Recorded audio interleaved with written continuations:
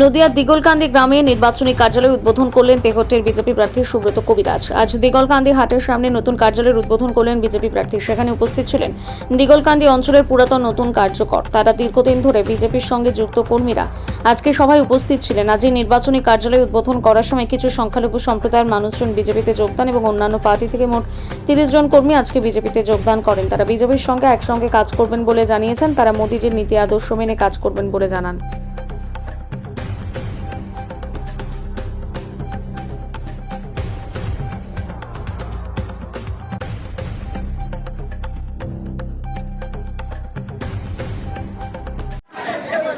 প্রত্যেককে আমার গৈরিক অভিনন্দন জানাই।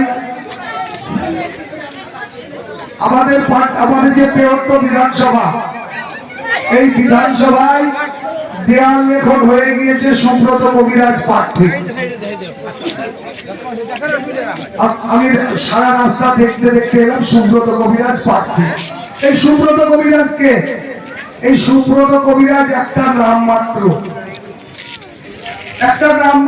সংখ্যা আমরা বলি সুব্রত কবিরাজ নাম মাত্র। এই সুব্রত কবিরাজ কাদের? আপনাদের না? আপনারা কি বলবেন? আমাদের সুব্রত, আমাদের বিজেপি।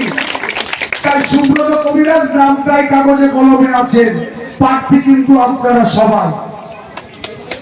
সুব্রত কবিরাজ হারলে আপনি হারবেন, সুব্রত কবিরাজ জিতলে আপনি জিতবেন, মোদিজি জিতবেন।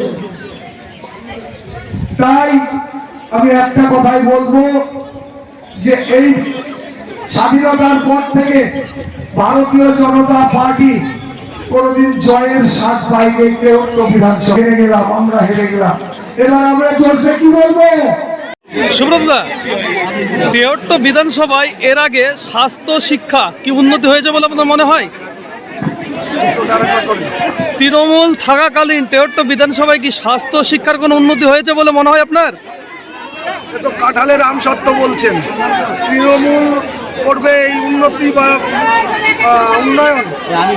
তৃণমূল ধ্বংস করেছে। বাম আমলের যেটুকু বা ছিল স্বাস্থ্য এবং শিক্ষা ক্ষেত্রে, সেটা সম্পূর্ণটা ভাবেই নষ্ট করেছে।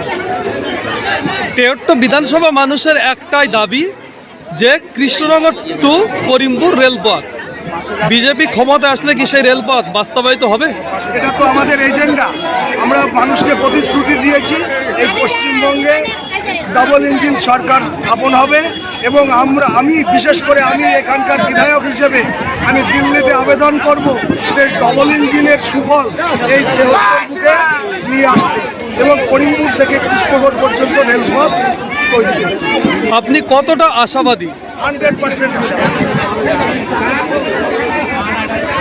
ধন্যবাদ।